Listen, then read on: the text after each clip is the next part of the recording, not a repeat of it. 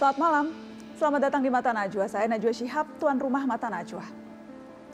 PPKM darurat diperpanjang beberapa hari lagi sebab angka kasus harian masih puluhan ribu dan angka kematian harian yang juga masih di atas 1.000. Di Jawa dan Bali memang ada penurunan kasus dalam beberapa hari terakhir walau hanya tipis-tipis saja angkanya. Namun masalah bukan hanya di Jawa. Problem pasokan oksigen, stok obat-obatan yang menipis, tenaga kesehatan yang bertumbangan yang berujung pada rumah sakit dan puskesmas yang keteteran tak bisa menangani pasien. Kondisi itu mulai melanda provinsi-provinsi yang jauh dari ibu kota. Tes dan tracing yang belum stabil angkanya dipersulit oleh bantuan kebutuhan dasar yang terlambat dibagikan. Membuat PPKM belum maksimal dalam menekan laju penyebaran COVID-19. Perpanjangan PPKM yang hanya beberapa hari saja, apakah bisa memperbaiki situasi pandemi? Bagaimana menambal lubang-lubang dalam sistem kesehatan kita ketika pandemi sedang ganas-ganasnya? Inilah Mata Najwa. Harap sabar, masih darurat. Kasih imbauan, kasih bantuan sama rakyat kecil. Itu rakyat lapar, bahaya. Untuk biaya makan sehari-hari aja susah, Pak. Itu ketulusan hati saya.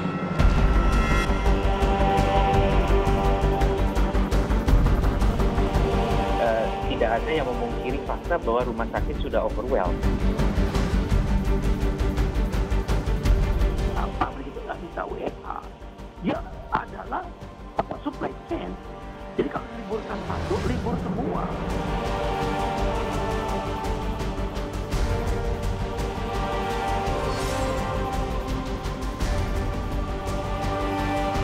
Jika tren kasus terus mengalami penurunan, maka tanggal 26 Juli 2021 pemerintah akan melakukan pembukaan secara bertahap.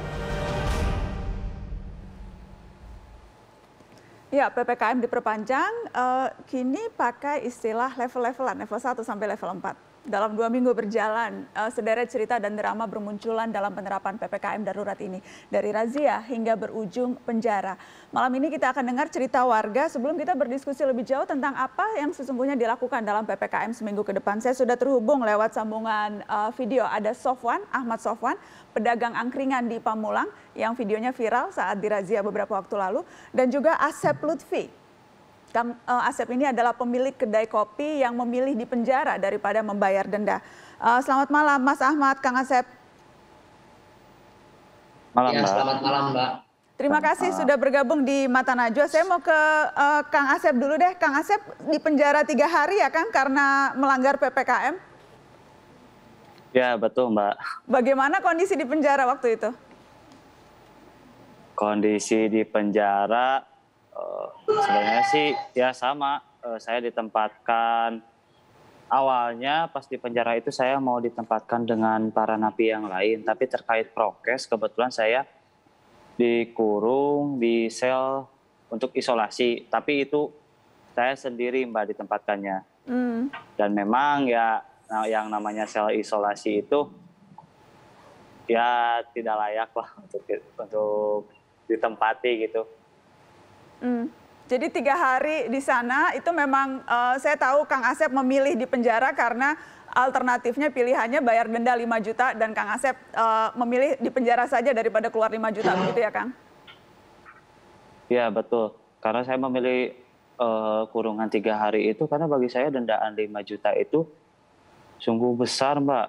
Saya nggak bisa bayar dendaan sebesar 5 juta karena pendapatan saya aja untuk waktu 3 hari tuh nggak bakal mungkin sampai segitu Mbak, apalagi di masa PPKM.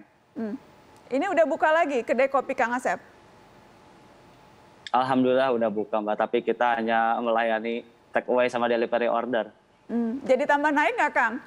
Sejak viral kisah Kang Asep milih di kurungan. Ada hikmahnya nggak itu? Pak, alhamdulillah kalau hikmahnya ada sih Mbak, cuman saya tuh naik penjualan pas dibantu sama anak-anak komunitas, dibantu penjualannya gitu dengan cara mereka live di sosial media yang tujuannya untuk membantu para pengusaha-pengusaha yang terkena dampak dari PPKM gitu. Seberapa drastis Kang bedanya kalau misalnya sebelum PPKM dan sekarang? Jadi bisa bawa uang pulang ke rumah berapa tuh Kang bedanya? Untuk di masa PPKM sih Mbak, kalau saya boleh jujur ya, saya aja di hari-hari Senin sampai Jumat ya, di weekday gitu, pendapatan saya tuh nggak tentu Mbak. Paling sehari paling banyak tuh cuma 10 cup, beda sama hari-hari biasa. Kalau sebelum masa PPKM, kalau sebelum masa PPKM saya bisa dapatlah kisaran 800 sampai 1 juta lebih lah bisa dapat. Untuk sekarang dapat 100-200 ribu juga udah lumayan sulit Mbak. Oke, jadi memang drastis begitu ya. Iya. Kan kita tahu kemarin Presiden Jokowi memutuskan untuk diperpanjang sampai tanggal 26 Juli.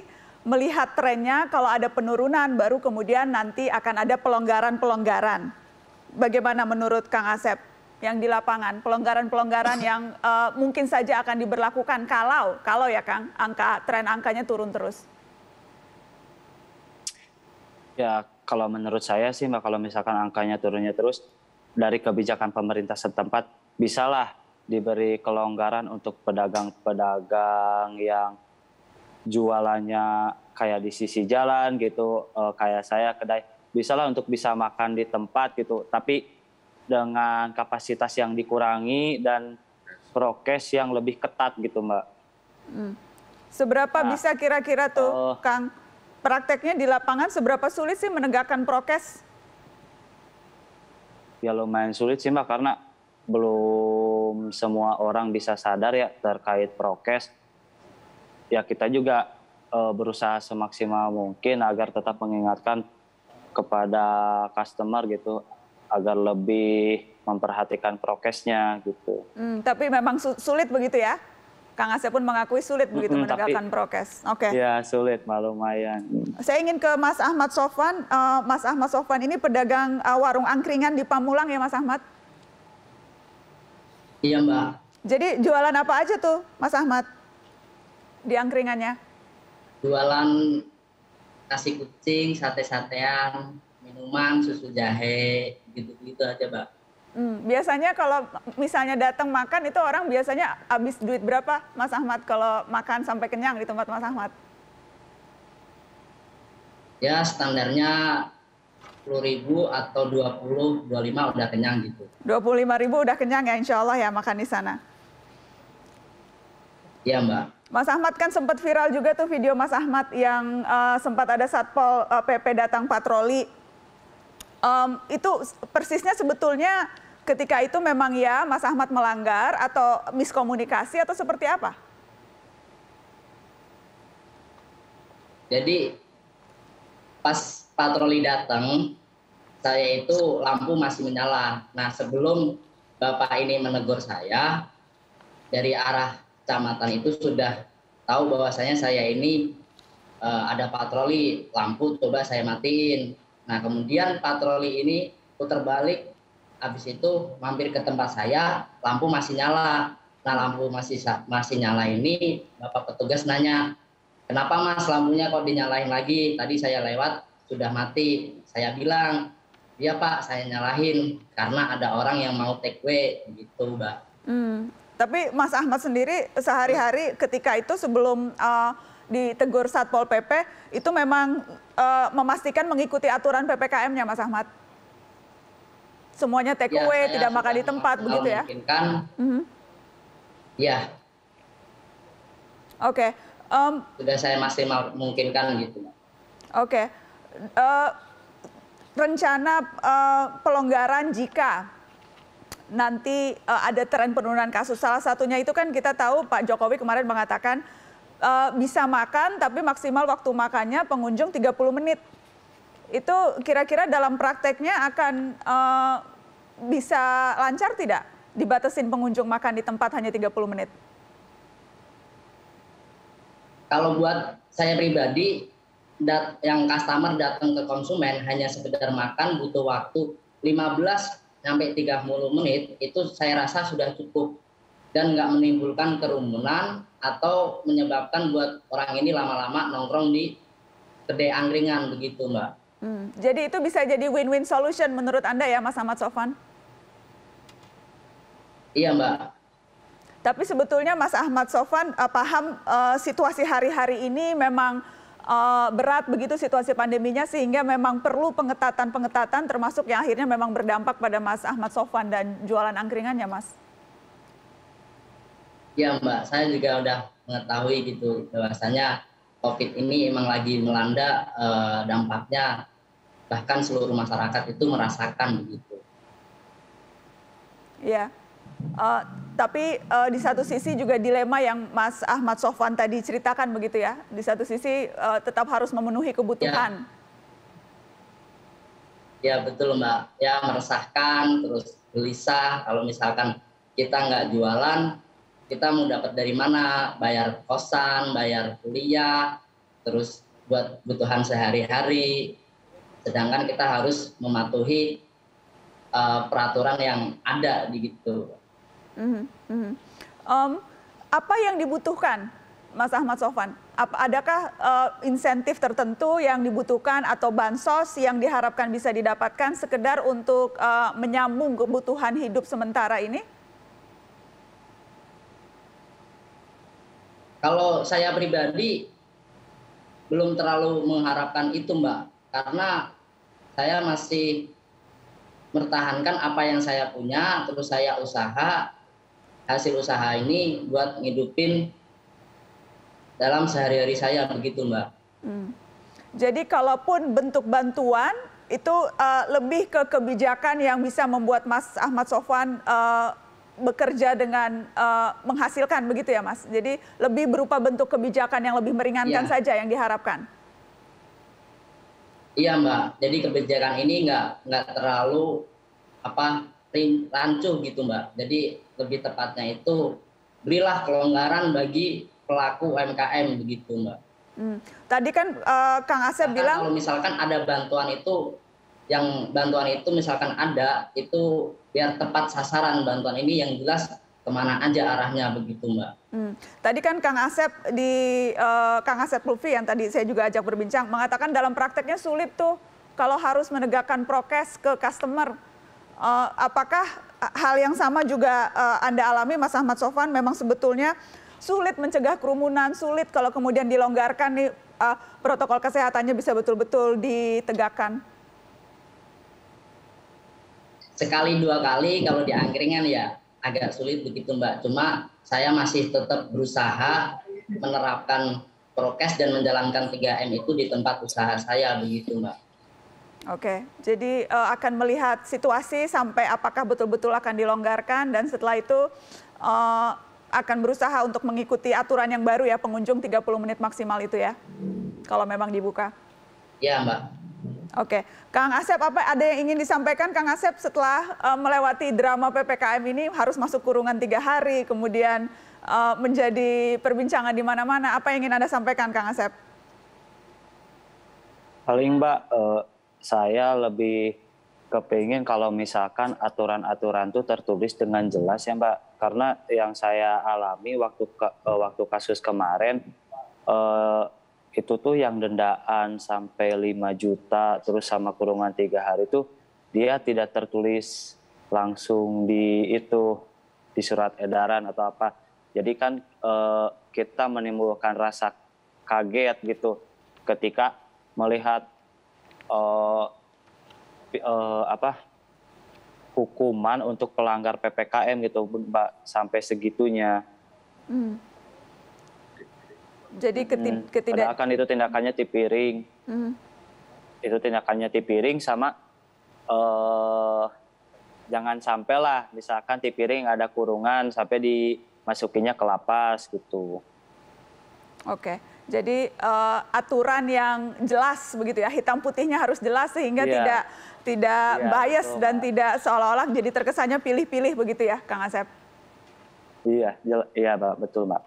Oke, terima kasih sudah bercerita di Mata Najwa malam ini. Mudah-mudahan tetap bisa laris manis kopinya, Kang Asep.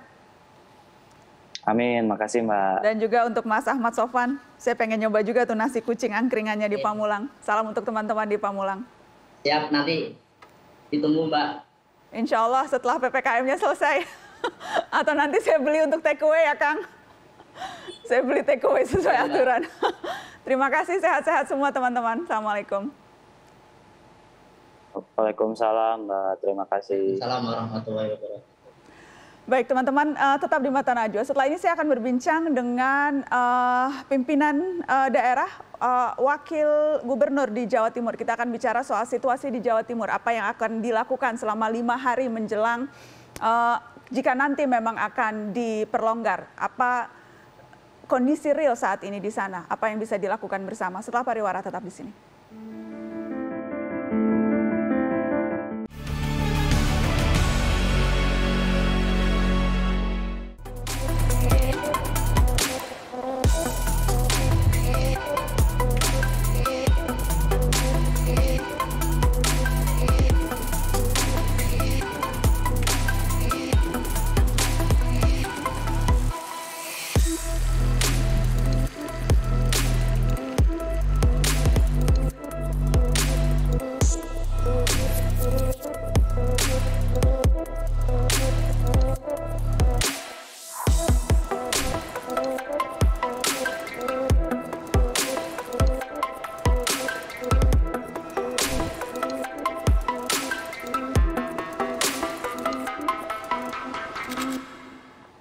Ya teman-teman, dalam perpanjangan PPKM, Jawa Timur masuk dalam kategori darurat atau level 4. Gubernur Jawa Timur pun sempat menyampaikan permintaan maaf terkait penanganan pandemi ini. Bagaimana sebenarnya kondisi di Jawa Timur? Saya sudah terhubung dengan Wakil Gubernur Jawa Timur, Emil Dardak. Selamat malam Mas Emil. Selamat malam Mbak Najwa. Saya juga akan membahas ini soal implementasi perpanjangan PPKM ini dengan pakar kebijakan publik Agus Pambagio dan epidemiolog Griffith University Diki Budiman. Selamat malam Pak Agus, selamat malam Pak Diki. Malam. Terima kasih sudah bergabung di Mata Najwa. Saya mau ke Mas Emil dulu. Mas Emil, ini ada waktu 5 hari sampai 26 Juli untuk melihat apakah memang pembatasan bisa dilonggarkan atau tidak. Tapi kalau kita berkaca dari angka-angka di Jawa Timur, rasanya PPKM belum berhasil ya Mas Emil? Kan disampaikan bahwa ada siklus sekitar 12 sampai 14 atau bahkan sampai 21 hari untuk melihat impact dari tindakan kita. Jadi kalau mobilitas dikurangi atau pembatasan dilakukan, itu nggak instan langsung tercermin dalam angka kasus, karena ada masa inkubasi dan lain sebagainya. Nah, kenyataannya memang sebenarnya kasus ini sempat naik di puncak, gitu ya. Termasuk antrian IGD, saya ini ada data, kita datanya dinamis jadi saya nggak mungkin hafal. Itu kita sempat naik di tanggal 12 sampai 14 sekitar 700-an kasus. Tapi kemudian setelah itu dia flattening di angka itu, jadi tidak naik lagi. Nah, flattening adalah tanda pertama sebelum turun. Tetapi memang kendalanya, kalau kemudian akhirnya ada kelonggaran, bukan tidak mungkin itu kembali naik, gitu ya. Bukan trennya menjadi bending the curve, kan kalau Mbak Nana sering bilang flattening the curve, lalu bending the curve. Nah, harapan kita adalah tentunya tanda-tanda yang relatif menunjukkan pelandaian beberapa hari terakhir. Ini kan sudah jalan 14 hari ya, lebih malah. Dari tanggal 3 itu sampai 17 hari. Ini adalah buah dari apa yang dilakukan sejak tanggal 3 kemarin. Target realistisnya selama 5 hari ini apa saja Pak Wagub? Karena jelas pelonggaran memang sudah disebutkan oleh Presiden Jokowi jika trennya penurunan. Nah kalau Jatim sendiri ada target tidak? Turun yang seberapa yang bisa memang aman untuk dilonggarkan? Dan seberapa optimis bisa mencapai target itu? Ya, tentunya di dalam COVID ini kalau saya sering ngobrol dengan Kang Ridwan Kamil, Gubernur Jabar, ilmunya belum ada yang paripurna gitu. Jadi nggak ada yang berani lagi prediksi. Pak Luhut juga bilang nggak ada yang berani prediksi angka nominal gitu ya, angka kuantitatif. Tapi 5 hari ke depan tuh adalah mungkin bagian dari upaya kita untuk memastikan apakah angka yang terjadi 3-4 hari terakhir itu adalah anomali sementara atau konsisten. Kayak contohnya di akhir pekan seringkali testing turun ya, kemudian baru terlapor beberapa hari kemudian. Jadi ada istilah 7-day moving average biasanya kita ngelihat. Jadi ini di-extend untuk memastikan apakah fenomena yang terjadi 4-5 hari terakhir ini bisa dipertanggungjawabkan untuk kemudian secara secara sangat selektif dan hati-hati melakukan pembukaan bertahap seperti kata Pak Presiden semalam. Saya ingin ke Pak Diki. Pak Diki, apa yang harus jadi pegangan pemerintah Provinsi Jawa Timur nih, kalau kita bicara Jawa Timur begitu ya, dan juga pegangan pemerintah-pemerintah daerah yang lain untuk menentukan dibuka, longgar seperti yang dikatakan Pak Jokowi, atau belum saatnya nih harus diperpanjang lagi? Sebetulnya indikatornya tidak perlu panjang, dan saya ingin juga menegaskan ya bahwa Indonesia ini bukan berdiri 5-10 tahun lalu. Kita ini sudah lama, dan Indonesia itu punya living document tentang pandemic preparedness plan. Ini yang selalu sebagian besar pejabat publik kita, terutama di pusat, mengatakan bahwa kita belum siap dan ini sesuatu yang baru. Tidak, saya sampaikan, saya 23 tahun di Kementerian Kesehatan dan di lembaga internasional ASEAN, bahkan saya regional koordinator untuk pandemi HIV.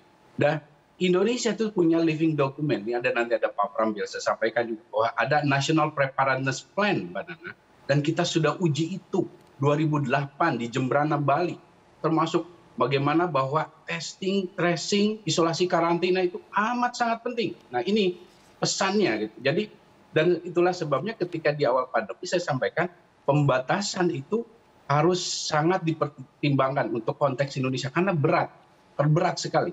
Dan itu terjadi karena saya lihat waktu uji coba di Jembrana 2008 itu, saya bisa bayangkan.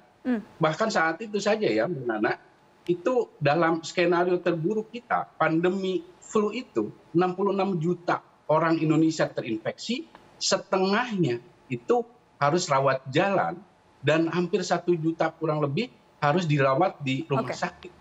Dan kematiannya itu hampir 200.000. Itu konteks saat itu. Itu skenario di mana serangannya hanya dalam kurun waktu kurang dari 1 bulan. Ya, jadi ini adalah... Ya, jadi kalau bicara hari-hari sekarang berdasarkan data-data yang ada, menurut Anda belum seharusnya secepat itu 5 hari lagi dilonggarkan? Belum, sayangnya belum. Tapi ini yang harus kita sadari adalah bahwa pada gilirannya, akhirnya ketika kita ya dalam tanda kutip abai atau lemah dalam aspek yang sangat penting itu, menemukan kasus itu, akhirnya kita akan dihadapkan pada situasi di mana harus memilih antara ekonomi dan kesehatan. Bukan lagi milih harus dua-duanya. Sekarang kita itu sudah harus memilih antara dua itu. Dan ini yang sebetulnya harus dihindari sejak awal. Karena pada gilirannya akhirnya kita harus memilih ekonomi. Nah, inilah saat ini kita sudah harus memilih ekonomi, Mbak Nana.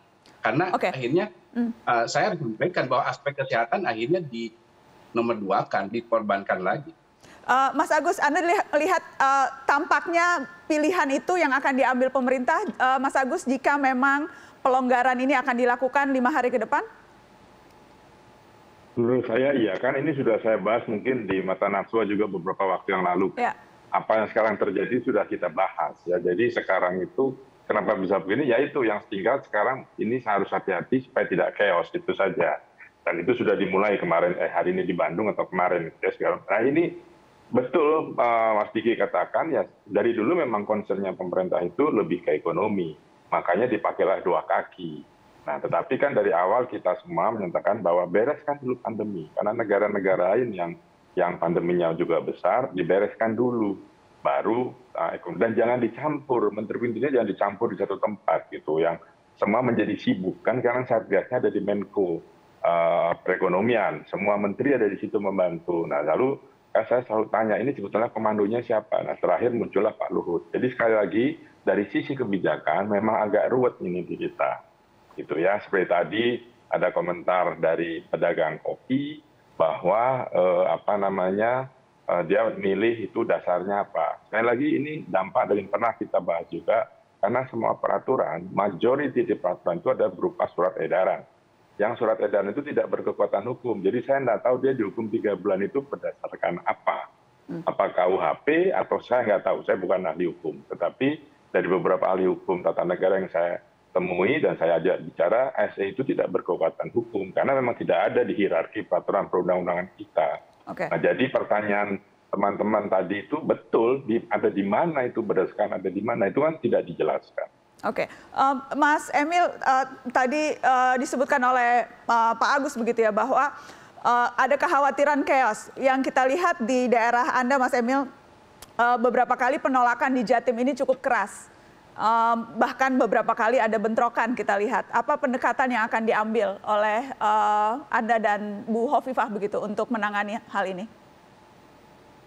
Ya, disinilah memang sebagai contoh kalau kita bicara mengenai rumah ibadah, kita bicara dengan MUI, kita bicara dengan Nahdlatul Ulama, kita bicara dengan Muhammadiyah, LDII, kita bicara dengan perwakilan Parisada Hindu, perhimpunan gereja, kita bicara dengan tokoh-tokoh yang relevan. Tentunya tidak bisa paripurna selesai semua, tetapi harapan kita key opinion leader dan tokoh-tokoh yang dihormati ini sudah terakomodir dalam aspirasi mereka. Tetapi memang tidak bisa dihindari ada segelintir masyarakat yang sebenarnya belum tentu representasi mayoritas ya dalam melakukan tindakan-tindakan anarkis. Tapi kita juga tidak menutup telinga terhadap kesulitan seperti Mas Asep tadi, Mas Sofwan, itu juga kita merasakan di Jawa Timur. Itulah sebabnya memang kita mendukung sekali upaya untuk misalnya melakukan lagi apa critical faktornya. Misalnya gerobak gitu, gerobak itu ngumpulin orang atau datengin customer, kan sebenarnya dia datengin pembeli gitu ya. Kemudian misalnya warung makan 30 menit, oke, karena bahayanya apa? Anak-anak muda yang nongkrong di warung kopi, ngerokok, buka masker, nyolokin handphone, ngumpul-ngumpul tuh di pinggir dinding tempat colokan gitu. Nah itu kan yang bahaya. Yang kayak gitu-gitulah yang harus kita identifikasi. Memang repot, apalagi tadi ada yang bilang menegakkan prokes kan nggak gampang ya. Jadi bahasanya adalah kalau dikasih kepercayaan, bisa nggak masyarakat menjaga? Gitu. Jadi inilah yang kemudian menjadi trade off. Kita tahu bahwa kondisi ekonomi sangat sulit. Kita tahu bahwa proporsi anggaran pemerintah terhadap total GDP di Indonesia lebih rendah dari negara-negara lain di dunia.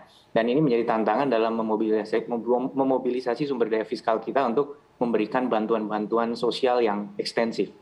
Meskipun dengan keterbatasan kita tahu juga banyak yang sudah kita programkan. Baik, Mas Emil Dardak, terima kasih sudah bergabung di Mata Najwa malam ini. Sehat terus, Mas. Terima kasih, Mbak Nana. Baik, Pak Agus dan Pak Diki, saya mohon untuk masih di Mata Najwa, karena setelah ini kita akan lihat bagaimana kondisi di luar Jawa, spesifiknya di Papua. Di Papua bahkan sudah ada suara ingin lockdown sendirian. Tanggal 1 Agustus katanya akan mulai lockdown di Papua. Seperti apa? Setelah pariwara kita bahas.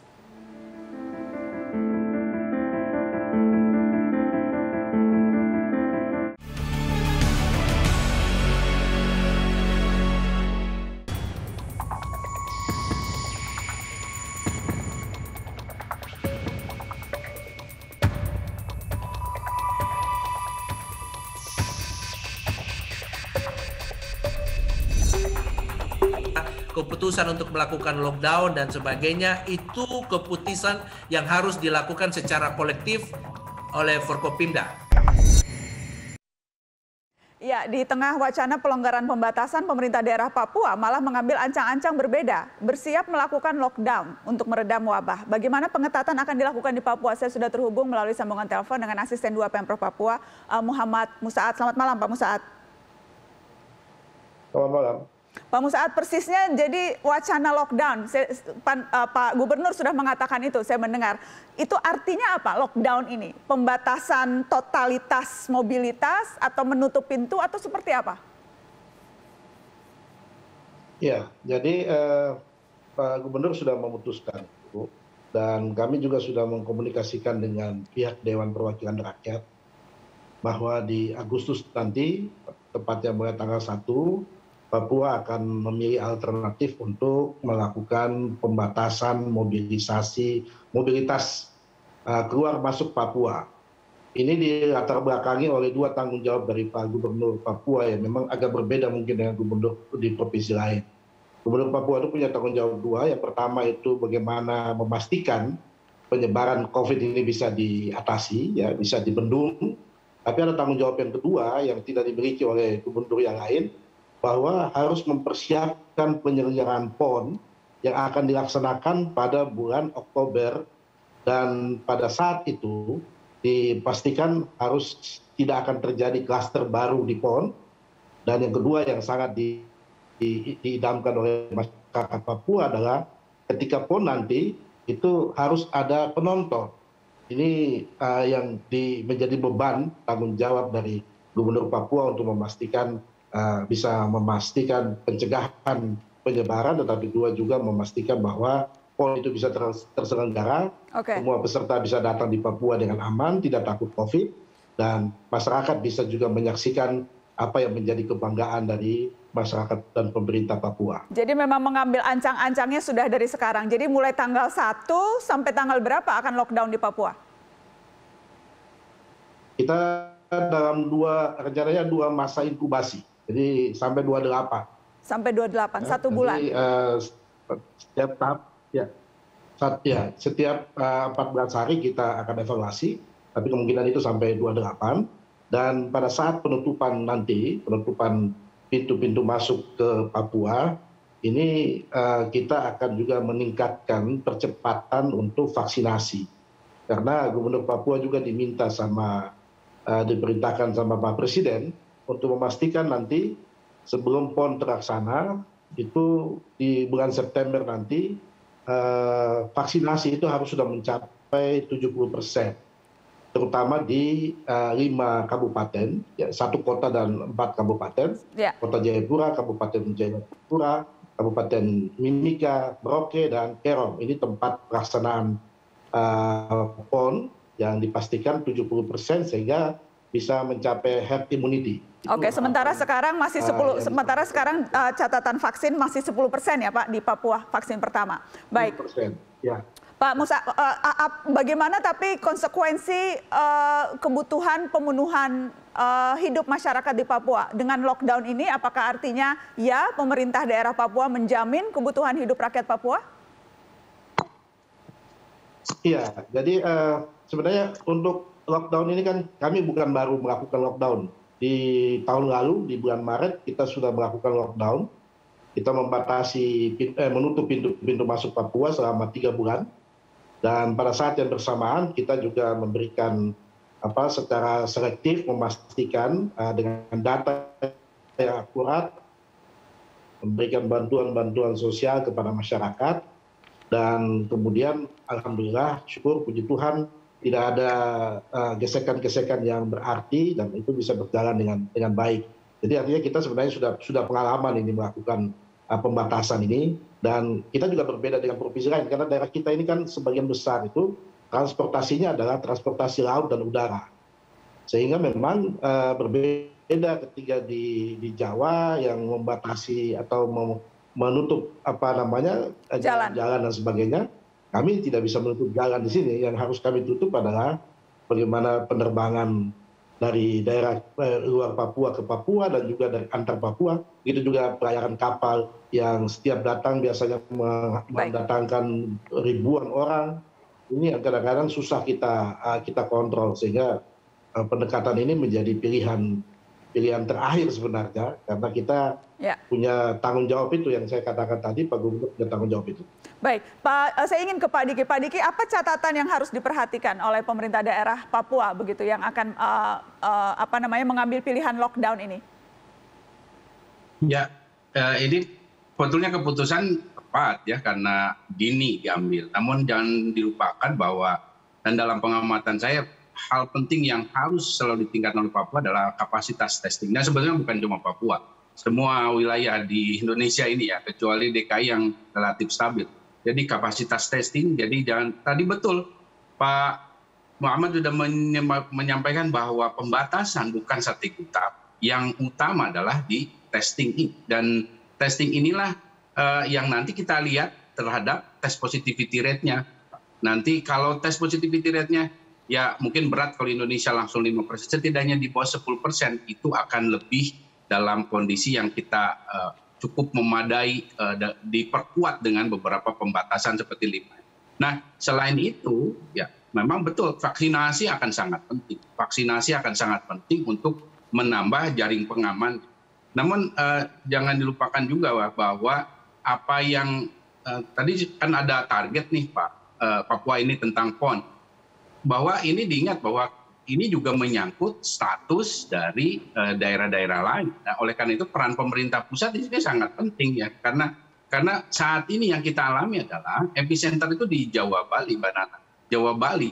Jadi kalau bicara pandemi kita, kurva Indonesia maksud saya itu adalah kurva sebenarnya Jawa Bali Madura.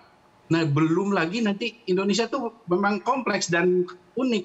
Nanti itu ada bisa potensi kurva di Sumatera, Kalimantan, dan Papua. Nah, oleh karena itulah sekarang apa yang dilakukan Papua ini adalah satu contoh bahwa memang harus proaktif dari awal gitu. Jangan sampai tunggu kasus, karena sekarang kan memang rumah sakitnya sudah mulai banyak gitu di Papua. Ya. Dan ini maksudnya beban fasilitas kesehatan. Nah, ini yang harus dilakukan oleh daerah-daerah di luar Jawa. Jadi jangan sampai menjadi penonton sebagaimana dulu Indonesia jadi penontonnya China atau penontonnya India. Nah, sekarang jangan. Nah, ini satu contoh yang saya kira bisa dilakukan ya, tentu dengan melihat juga keunikan masing-masing wilayah. Baik, terima kasih Pak Diki. Saya ingin singkat ke Mas Agus. Mas Agus, bukan hanya Papua begitu, tapi kita bicara keseluruhan. Waktu 5 hari ini menurut Anda waktu yang cukup untuk bisa mengevaluasi dan nanti diharapkan mengambil keputusan yang tepat? Kalau cukup sih saya tidak melihat cukup ya. Sebetulnya kalau evaluasi kan sudah kemarin berjalan, jadi evaluasi sudah bisa dikerjakan berapa ya. Nah, ini yang menurut saya tambahan-tambahan begini nanti endingnya itu apa? Itu kan yang masih kita tunggu semua. Nah, jadi langkah yang dibuat oleh Papua ini langkah tepat karena dari dulu kan mazhab saya memang di lockdown karena aturannya ada Undang-Undang 6 2018. Jadi disitulah lakukan sehingga nanti tracingnya juga diperbanyak ya. Kita kan positif rate-nya masih di atas 50% kalau nggak salah per hari ini.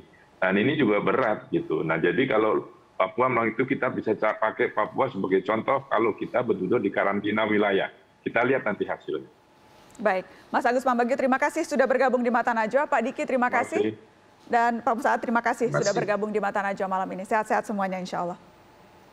Teman-teman tetap di Mata Najwa. Setelah ini saya akan berbincang dengan Sekretaris Kabinet Pramono Anung soal pernyataan Presiden yang terakhir.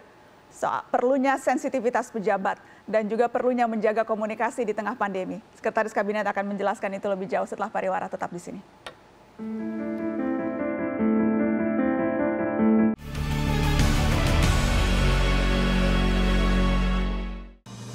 Kalau ada yang berbicara bahwa tidak terkendali keadaannya, sangat terkendali. Jadi yang bicara tidak terkendali itu bisa datang ke saya, nanti saya tunjukin ke mukanya bahwa kita terkendali. Nah, ini saya mohon supaya kita paham, varian Delta ini varian yang tidak mudah dikendalikan. Jadi saya mohon kita tidak usah berpolemik, membuat berita-berita yang kontradiksi. Sebagai koordinator PPKM Jawa dan Bali, dari lubuk hati yang paling dalam saya ingin meminta maaf kepada seluruh rakyat Indonesia. Jika dalam penanganan PPKM Jawa Bali ini masih belum optimal,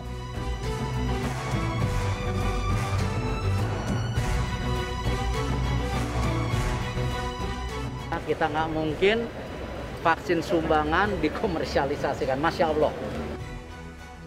Instruksi dari Bapak Presiden ini harus dipercepat.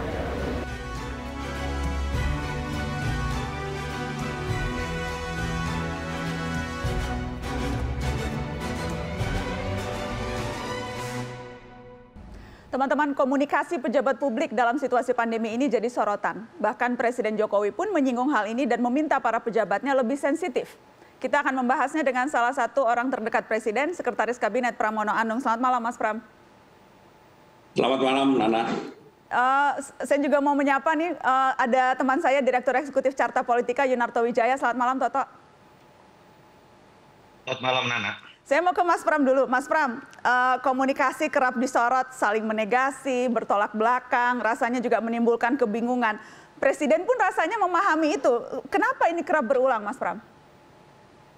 Ya, yang pertama kita sadari bahwa persoalan pandemi COVID ini, apalagi dengan varian-varian baru yang muncul, menimbulkan berbagai persoalan di internal tubuh pemerintah sendiri. Dan ini kita sadari, karena apa yang menjadi keputusan pada sidang kabinet masih belum dijalankan, tiba-tiba misalnya ada varian baru, varian Delta. Sehingga seperti yang diterangkan oleh Pak Luhut tadi, yang sebelumnya optimisme kita bahwa pandemi ini segera kita atasi, dengan varian baru Delta, semua tergagap-gagap. Persoalan ini bukan hanya persoalan bangsa Indonesia, tetapi juga dihadapi oleh seluruh bangsa-bangsa dunia, bahkan negara-negara yang sistem kesehatannya lebih baik seperti Amerika, Inggris sekarang ini yang dulu sudah membuka masker, tiba-tiba mereka menyarankan kepada warganya untuk memakai masker kembali. Ini menunjukkan bahwa persoalan ini ada, dan Bapak Presiden sekarang ini mengamati secara langsung apa yang menjadi persoalan, dan semua hal yang baik di sosial media, di media mainstream, terus terang kita telusuri, kita ikutin, karena kita juga tidak ingin membuat masyarakat, rakyat makin tambah bingung dengan statement-statement yang dilakukan oleh pemerintah, terutama oleh para menteri. Sebenarnya di dalam sidang kabinet saya sudah mengatur, karena itu menjadi tanggung jawab saya untuk mengatur siapa yang boleh bicara, boleh nggak bicara.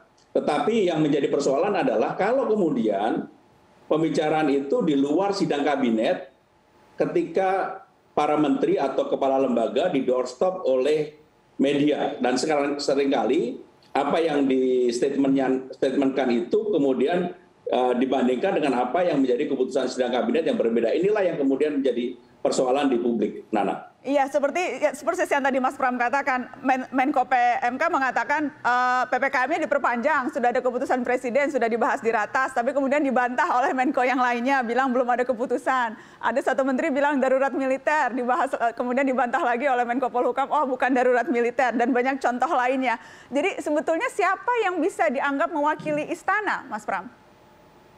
Sebenarnya yang dianggap mewakili istana adalah orang yang ditunjuk oleh sidang kabinet. Dalam hal ini biasanya Presiden mendelegasikan kepada saya untuk menunjuk 1-2 orang menteri atau kepala lembaga yang menyampaikan. Nah, persoalannya seperti yang disampaikan oleh Menko PMK ketika beliau di Sukoharjo, di doorstop, habis ratas, beliau menyampaikan hal yang sebenarnya belum perlu disampaikan. Nah, yang seperti ini terjadi, dan ini seketika pada waktu itu Pak Menko PMK WhatsApp saya dan beliau menyampaikan, waduh, keterucut dia bilang gitu. Tetapi persoalan-persoalan ini saya katakan bahwa ini memang ada dan ini harus diselesaikan, dan sekarang ini semua yang menyampaikan kepada publik, terutama yang belum diputuskan oleh Presiden, maka harus atas pengetahuan Presiden atau Menteri Sekretaris Negara atau Sekretaris Kabinet. Ketika kemudian lapor ke Mas Pram gitu, mengaku kalau salah bicara, keperuncet gitu istilah Mas Pram. Itu kemudian apakah memang Presiden langsung meminta ditegur atau menjadikan ini contoh? Karena kan kita dengar kemudian Presiden Jokowi sempat mengeluarkan pernyataan yang cukup tegas soal ini. Kita dengarkan dulu ya Mas Pram cuplikan apa kata Pak Jokowi. Yang berkaitan dengan komunikasi, publik itu yang menimbulkan optimisme, yang menimbulkan ketenangan. Karena terus terang aja masyarakat ini khawatir mengenai COVID yang naik terus, kemudian kematian tinggi, kemudian juga yang berkaitan dengan urusan makan, urusan perut, ini hati-hati. Jangan sampai di antara kita ini tidak sensitif terhadap hal-hal seperti ini.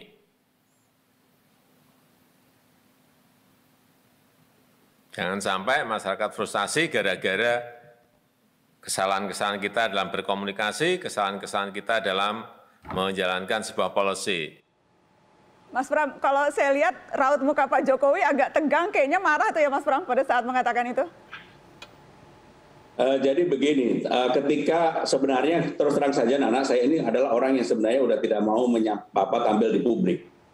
Maka ketika kejadian ini, Presiden secara langsung pada waktu itu meminta saya untuk segera menyampaikan kepada publik. Saya bilang, Pak, apakah tidak lebih baik disampaikan oleh Menko? Beliau menyampaikan sudah saatnya, udah sampaikan kepada publik. Nah, ini artinya memang apapun harus diakui komunikasi di dalam tubuh pemerintah tidak sempurna, dan itu harus disempurnakan.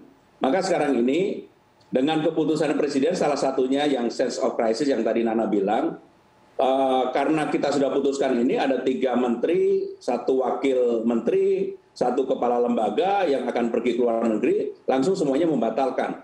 Artinya apa? Artinya keputusan Presiden dalam hal ini dipatuhi, dituruti oleh semua menteri atau kepala lembaga yang ada. Dan ini menunjukkan bahwa dengan segala kekurangan yang ada, bahwa komunikasi di dalam tubuh pemerintah sebenarnya cukup baik.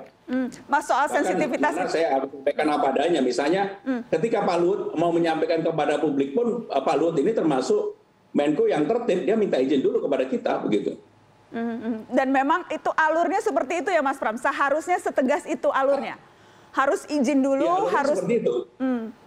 Jadi Mas Pram sebagai ketua kelas begitu ya, menertibkan. Ini Mas Pram ketua kelas kabinet yang menertibkan menteri-menteri yang keluar jalur begitu ya, Mas.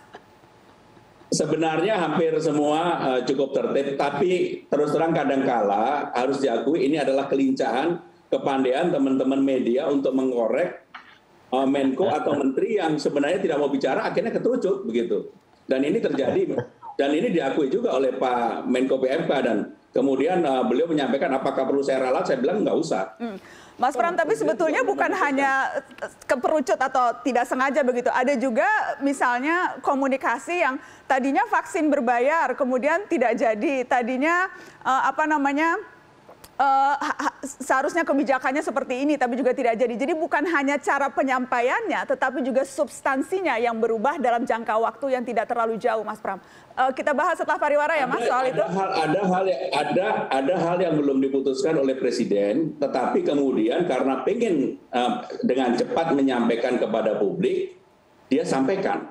Padahal itu belum menjadi keputusan Presiden, maka ralat yang saya sampaikan terhadap vaksin berbayar, itu sebenarnya juga menegaskan bahwa hal yang belum diputuskan Presiden masih menjadi rancangan, seringkali itu sudah disampaikan kepada publik. Inilah yang mengakibatkan dalam kondisi yang seperti ini, kemudian publik menjadi bertanya-tanya mana yang benar sebenarnya. Sehingga dengan demikian inilah yang beberapa yang kemudian ditertibkan, Nana. Baik, setelah pariwara kita akan lanjutkan, Mas Pram, karena tadi menarik Anda bilang soal ketika dilarang keluar negeri, ada 3 menteri, 1 wakil menteri langsung pulang begitu. Cuma pertanyaannya, kenapa dari awal pergi ya? Sudah tahu pandemi kok masih pergi ya? Setelah pariwara kita akan bahas. Setelah pariwara ya, Mas Pram. Yang belum berangkat membatalkan, yang sudah berangkat pulangnya lebih cepat. Akhirnya pulang lebih cepat karena dimarahi oleh sekretaris kabinet. Kenapa juga harus pergi lagi pandemi? Kita bahas setelah pariwara, tetap di Mata Najwa.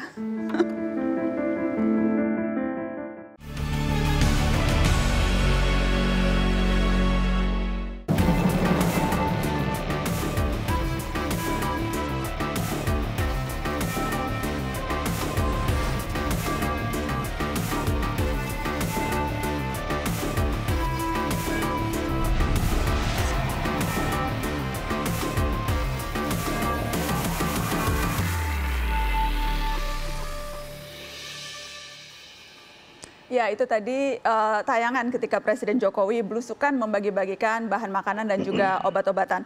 Saya bersama dengan Sekretaris Kabinet Pramono Anung dan juga Direktur Eksekutif Carta Politika Yunarto Wijaya. Saya mau ke Mas Pram sedikit dulu. Mas Pram, yang mendorong Presiden belusukan bagi-bagi sembako, obat itu apakah karena kegemasan melihat penyerapan anggaran belum maksimal, melihat banyak warga yang masih menantikan bantuan sehingga harus Presiden langsung nih yang turun, kasih contoh?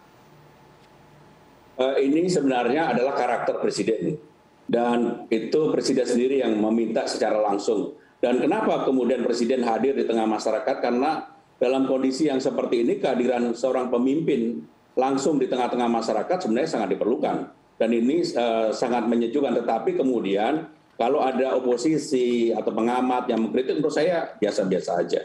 Sehingga dengan demikian ini betul-betul Presiden ingin hadir di tengah-tengah masyarakat yang sedang menghadapi kesulitan. Ya, tadi Anda katakan kalau ada yang mau mengkritik, karena memang kritikannya salah satunya seharusnya bukan Presiden, tapi yang lain begitu. Bukan level Presiden untuk langsung turun, tapi seharusnya melihat keseluruhan penanganan pandemi. Kritikan-kritikannya salah satunya seperti itu, Mas Pram. Ya nggak apa-apa, tapi kan rakyat juga melihat bahwa dengan kehadiran Presiden itu menjadi semangat, menjadi faktor yang kemudian melihat bahwa membuat mereka tenang, ada hope, ada harapan bahwa penanganan COVID ini atau pandemi ini bisa tertangani secara baik yang dipimpin secara langsung oleh Presiden. Jadi kehadiran Presiden merupakan simbol dari itu, dan itu terlihat dari terutama nanti bisa ditanyakan ke Toto bahwa dari survei-survei kehadiran Presiden itu menyejukkan, menenangkan publik atau menenangkan masyarakat yang ada. Saya ingin ke Toto. Belusukan Presiden ini, apakah bentuk menyindir pejabat yang lain begitu, mau turun langsung, atau seharusnya tidak perlu, atau memang itu yang dibutuhkan, bagaimana? Iya, kalau ditanya variabel terpenting memang bukan simbol dari kehadiran ya. Keterbukaan terhadap informasi dan kondisi apa adanya itu yang paling penting. Tapi second best, saya setuju bahwa kehadiran atau kemunculan secara simbolik dari pemimpin, tanda kutip kita bicara keteladanan itu sangat dibutuhkan. Ini situasi extraordinary, situasi yang tidak biasa, membutuhkan perhatian lebih, kerja lebih, dan segala sesuatu yang lebih. Dan tidak cukup APBD, tidak cukup APBN, tidak cukup aturan yang dibuat sebagus apapun kalau kemudian tidak ada kolaborasi antara elitnya misalnya dengan warganya atau antar warganya. Nah, yang penting dari kegiatan simbolik ini adalah bagaimana itu bisa menjadi teladan. Contoh misalnya, saya agak berbeda ya dengan beberapa pengamat, ketika kemudian Presiden memberikan contoh sembako, betul itu memang paling 5 rumah, 10 rumah. Pentingnya apa? Loh, kan tetap akan ada kegiatan pembagian sembako dalam bentuk paket yang jutaan jumlahnya, tetapi kehadiran Presiden itu memastikan kan malulah kepala daerah, malulah sampai level camat atau lurah kalau kemudian ini tidak tersalurkan dengan baik ketika itu sudah diberikan contoh oleh pemimpinnya. Atau misalnya bupati yang diledek, ngapain sih ngisihin gajinya untuk kemudian diberikan bantuan kepada korban pandemi. Memang jumlahnya kecil dibanding APBD, tapi itu bisa menggugah antar warga untuk bisa saling membantu. Saya malah nggak ngerti sampai sekarang misalnya ada seorang gubernur yang bolak-balik datang ke kuburan, apa makna dan yang bisa diteladani dari hal-hal seperti itu. Jadi menurut saya ini salah satu hal yang juga bisa ditunjukkan, walaupun dengan catatan ya, jangan sampai kegiatan simbolik ini malah kemudian melanggar aturan sendiri. Contoh seperti kerumunan yang sempat muncul pada acara Pak Jokowi di NTT, itu sempat jadi bahan perbincangan juga. Ketika tadi kita dengar Presiden Jokowi meminta pejabatnya untuk lebih sensitif menjaga komunikasi. Siapa kira-kira menurut Anda yang dimaksud Presiden Jokowi? Yang ingin disinggung siapa itu? Kalau hanya melihat momen kan memang itu kan 17 Juli kalau saya nggak salah ya. Orang pasti akan menduga Pak Muhadjir yang katakanlah seleo lidah atau keceplosan. Ada juga yang mengatakan yang lagi pelesirian ke luar negeri atau mungkin pejabat yang kerabatnya ke luar negeri. Tapi kalau saya melihat berbeda. Saya malah mencoba menyimpulkan ini pernyataan maaf dari Jokowi secara implisit. Kalau kita coba baca kalimatnya tadi Pak Jokowi mengatakan jangan sampai ada yang gara-gara kesalahan kita loh, dalam komunikasi atau dalam menjalankan sebuah polisi. Jangan sampai di antara kita nggak sensitif terhadap hal-hal seperti ini. Buat saya, seseorang dengan budaya Jawa seperti Pak Jokowi, itu sedang melakukan otokritik terhadap dirinya sendiri dan kabinetnya. Dan kita bisa lihat loh, setelah pernyataan itu, di momen yang bersamaan, Pak Luhut dengan Erick Thohir juga mengucapkan permintaan maaf dalam waktu yang bersamaan atau besokannya, dan itu belum pernah dilakukan sebelumnya. Dan apakah artinya seharusnya yang meminta maaf langsung Presiden Jokowi sendiri?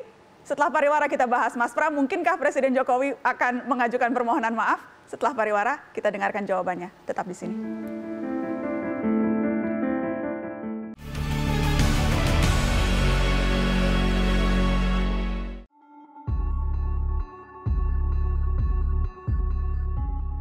Saya baru datang dari Kirgistan.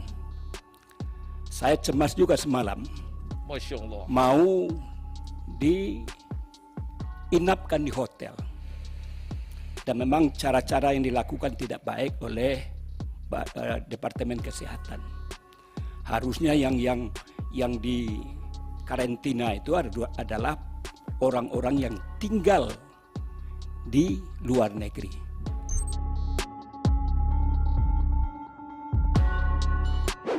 Pemerintah lupa bahwa harus menyediakan fasilitas kesehatan buat pejabat negara. Pejabat negara ini harus diistimewakan. Dia ditempatkan untuk memikirkan negara dan rakyatnya. Bagaimana sampai dia datang ke emergensi terus terlunta-lunta? Saya sedih.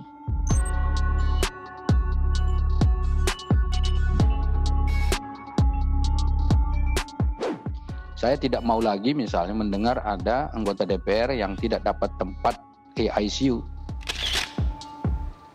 Berbagai pernyataan yang saya menggunakan istilah anosmia, empati, hilang rasa empati. Saya ingin ke Toto. Toto, bagaimana Anda lihat soal pernyataan-pernyataan yang muncul terkait sensitivitas pejabat di masa pandemi ini? Iya, sebetulnya bukan hal baru ya, Nana. Kalau kita bicara tuna simpati, tuna rasa, ini kan kritik terhadap wakil rakyat. Walaupun tidak semua, itu kan terjadi dalam berbagai hal, termasuk ternyata pada masa krisis pun itu mengalami hal yang sama. Simple, mereka merasa menjadi wakil rakyat itu kan ketika kampanye saja. Ketika sudah terpilih, mereka merasa menjadi majikan, dan kemudian mereka hanya menjadi wakil partai atau wakilnya ketua umum. Itu yang selama ini kemudian kita lihat. Problemnya adalah kalau kita tarik lebih jauh lagi, partainya ini seperti apa sih bersikap dalam kondisi pandemi? Ya kita bisa lihat, sedih Nana, bagaimana masih ada partai misalnya berlomba bahkan menginstruksikan pada partai anggota DPR-nya pasang billboard yang nggak murah loh, pasang baliho. Kepentingannya bukan buat pandemi, kepentingannya buat kepentingan 2024, mau nyapres atau apapun itu namanya. Dan kalau itu yang terjadi, ya sulit kita berharap ada wakil rakyat yang kemudian bisa memang memiliki empati. Dan itu juga berpengaruh besar, tidak mungkin pemerintah itu berkualitas kalau oposisinya juga tidak berkualitas. Dan tidak mungkin juga pemerintah itu berkualitas ketika partai-partai mau itu yang oposisi ataupun pendukungnya itu tidak berkualitas juga. Dan itu berbeda, misalnya contoh, Perdana Menteri Jepang itu mengucapkan permintaan maaf setelah perdebatan di parlemen oleh seorang oposisi. Nah, ini yang kita lihat, oposisi kalau tadi Nana perlihatkan dalam video-video tadi, bayangkan itu keluar semuanya dari politisi oposisi yang berbicara mengenai dirinya sendiri. Bagaimana check and balances, tekanan kepada pemerintah untuk bekerja lebih bisa dilakukan ketika oposisi seperti ini. Ini yang menurut saya sudah menjadi sebuah hal yang sistemik ya, bahwa tuna rasa dan tuna simpati itu memang problem yang menjadi kultur. Mas Pram, sebelum jadi orang istana, Anda lama di DPR, politisi senior begitu. Bagaimana Anda melihat pernyataan-pernyataan yang muncul ini, Mas? Ya, secara jujur saya harus mengatakan pernyataan itu sangat tidak dewasa, sangat tidak sensitif, tidak mencerminkan, saya yakin pasti tidak mencerminkan apa yang menjadi garis partainya. Kalau ditanya ketua umum ataupun sekjen partainya, pasti mereka mengatakan itu bukan keputusan partai atau cerminan partai. Tapi ini menunjukkan bahwa dalam kondisi pandemi seperti ini atau critical time seperti ini, memang politisi itu akan terlihat warnanya yang sebenarnya. Saya juga kaget ketika ada politisi atau partai politik yang secara tidak langsung ingin memanfaatkan pandemi ini untuk mendapatkan gain dalam rangka untuk kepentingan politiknya, persiapan menghadapi 2024 seperti yang disampaikan Toto tadi. Sehingga dengan demikian saya melihat bahwa politisi yang seperti ini memang saya sepakat itu tuna empati, sama sekali tidak mempunyai empati terhadap apa yang menjadi persoalan terutama di rakyat bawah. Rakyat bawah itu untuk ngantri mendapatkan rumah sakit kemarin ketika pada puncaknya pada tanggal 15-16 Juli, ketika bor sedang tinggi-tingginya, itu untuk dapat rumah sakit aja luar biasa susahnya. Bahkan untuk mengantri dapat antrian di Wisma Atlet juga menjadi persoalan tersendiri. Ya. Sehingga saya harus katakan orang-orang yang seperti ini, para politisi ini, benar-benar tidak menunjukkan kedewasaannya sebagai politisi. Tambahan dikit Nana, mungkin kita boleh ya sebagai sesama manusia mendoakan politisi seperti yang tadi disebutkan itu tidak terkena COVID, tapi boleh juga sebagai pemilih kita berdoa supaya mereka tidak terpilih lagi. Itu aja sih. Baik, yang jelas Toto, kalau kita bicara komunikasi, yang diinginkan publik menurut Anda dalam konteks komunikasi kebijakan, apakah dari pemerintah atau dari elit, apa sih sebetulnya publik itu maunya komunikasi yang seperti apa sih? Saya berikan contoh satu yang konkret deh, terkait dengan pernyataan LBP selama memimpin PPKM Jawa Bali. Sentimen paling negatif dari sepanjang Pak Luhut memimpin PPKM ini adalah 12 Juli ketika dengan PD mengatakan ini sangat terkendali dan saya akan tunjukkan kepada orang yang mengatakan ini tidak terkendali. Itu sentimennya negatif sampai tanggal 15 Juli. Sentimen paling positif sebaliknya itu terjadi pada tanggal 17 Juli ketika beliau mengatakan permintaan maaf. Poinnya apa sih? Sederhana. Dari sekian banyak keinginan masyarakat membutuhkan paling penting, paling fundamental adalah keterbukaan dan kejujuran terhadap informasi apa adanya. Karena sulit ini nggak bisa dibohongi. Kesulitan perut, kesulitan ketakutan terhadap isu kesehatan itu semua dirasakan tanpa pemerintah ngomong bereaksi apapun. Nah, bagaimana kemudian pemerintah harus memulai dengan mengatakan iya, pemerintah juga sulit. Ya, negara juga sulit dan dunia memang sedang sulit, kita tahu semua. Tapi bagaimana kita bisa menghadapi ini bersama-sama. Jadi kalau kita analogikan, nggak mungkin kan Nana, misalnya kepala keluarga mengatakan situasi sedang sulit ekonominya, lalu kemudian yang paling bagus kan dia katakan kita sedang sulit, kita makan sehari sekali aja dari 3 kali. Saya yakin anggota keluarga akan memahami. Tapi kalau ada kepala keluarga misalnya dengan tidak mengatakan apa-apa, kita kondisi baik-baik saja, tapi tiba-tiba kenyataannya makan jadi sehari sekali.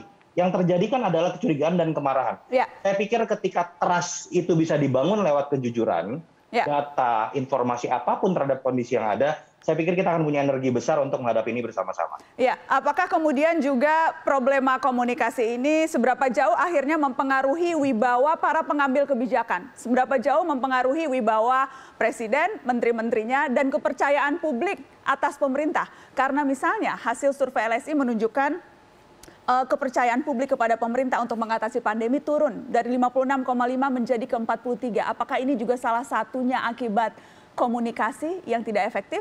Setelah pariwara, kita akan bahas, tetap di sini.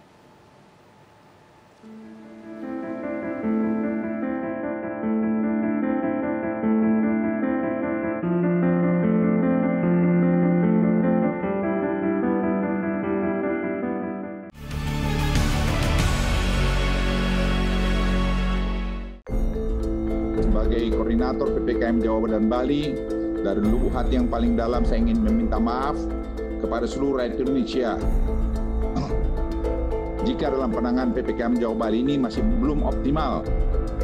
Kami Kementerian BUMN dengan segala kerendahan hati juga memohon maaf ketika penugasan-penugasan yang diberikan kepada kami tidak sempurna.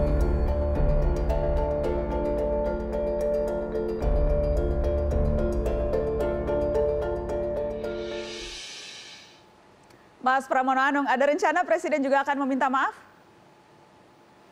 Nana, kalau lihat siapapun yang minta maaf tadi, Pak Luhut, Pak Erik, Bu Kofifa, Pak Ridwan Kamil, menurut saya adalah pejabat yang bekerja dengan sungguh-sungguh, bahwa kemudian belum bisa mewujudkan apa yang menjadi keinginan masyarakat, yaitu ya kemudian mereka menyampaikan permintaan maaf. Dan bagi pemerintah dalam hal ini Pak Jokowi adalah orang yang secara ringan-ringan saja kalau memang waktunya harus apa yang dikerjakan belum sempurna, beliau kemudian meminta maaf. Menurut saya Pak Jokowi bukan orang yang kemudian sangat anti terhadap permintaan maaf. Jadi apa yang dilakukan Pak Luhut, Pak Erik, kemudian juga Bu Kofifa, Ridwan Kamil, menurut saya sebagai bentuk dari apa yang mereka sudah kerja keras tetapi belum sempurna dan mereka minta maaf. Saya disuruh minta maaf 1000 kali pun saya mau. Nggak akan mengurangi wibawa ataupun apa yang sudah kita lakukan selama ini. Toto, jadi perlu tidak situasi hari ini berkaca dari apa yang terjadi dan penanganan selama ini, Toto, apakah memang Presiden perlu meminta maaf menurut Anda? Saya tadi sudah mengatakan, sebetulnya saya sudah menangkap apa yang dilakukan oleh Presiden dalam statement di 17 Juli adalah permintaan maaf secara implisit ya, dan buat masukan juga bahwa permintaan maaf di seluruh pemimpin dunia yang pernah minta maaf itu selalu diapresiasi positif. Malah untuk orang seperti Donald Trump dan Bolsonaro yang kekeh mengatakan sikapnya sudah benar, apresiasi mereka dalam bentuk approval ratingnya sangat rendah. Nah, jadi menurut Anda perlu eksplisit begitu ya, Toto? Menurut Anda perlu eksplisit? Seberapa itu akan berpengaruh? Saya tidak mau ya, dengan ketika kita membahas ini lalu kemudian Pak Jokowi minta maaf, itu juga akan buruk. Bahwa seakan-akan ini aksi-reaksi. Tapi yang paling penting sebenarnya adalah kenyataan dan pemahaman bahwa ketika meminta maaf, ketika memberikan keterbukaan informasi, kejujuran sejelek apapun, itu malah sebuah apresiasi yang biasa akan didapatkan. Dan trust akan terbangun, energi kebersamaan itu akan bisa muncul antara warga dengan elit. Soal tadi, Toto, singkat saja. Soal survei LSI yang menunjukkan kepercayaan publik kepada Presiden turun dalam menangani pandemi. Ini membacanya seperti apa?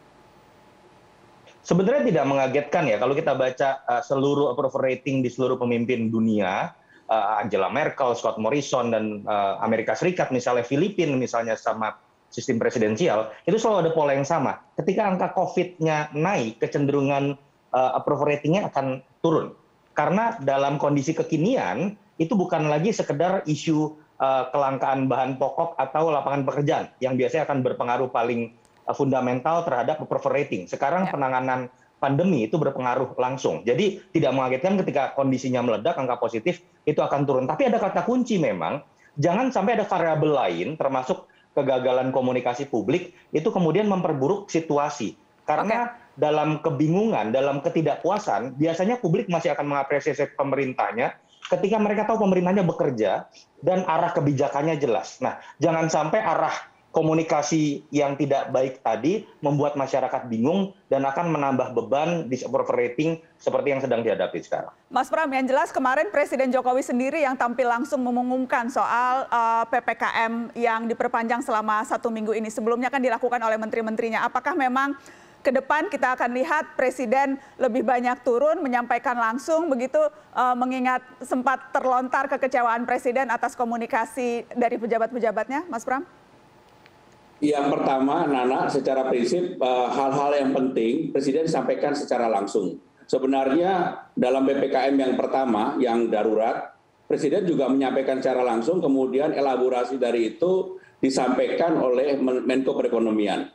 Termasuk yang pada hari ini kemarin semalam Presiden juga menyampaikan secara langsung, kemudian lanjutannya Menko Perekonomian dan Mendagri akan menjabarkan tentang PPKM level 1, 2, 3, dan 4. Sehingga dengan demikian sebenarnya tidak ada yang berubah dalam apa yang disampaikan oleh Presiden.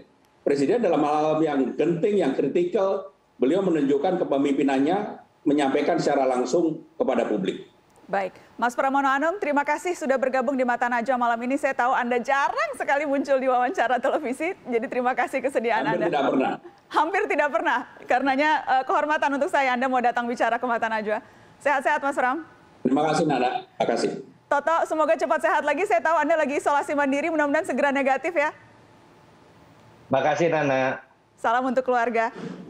Dan terima kasih paling banyak kepada teman-teman yang sudah menyaksikan Mata Najwa malam ini. Insya Allah sehat terus semuanya. Selamat malam. Assalamualaikum.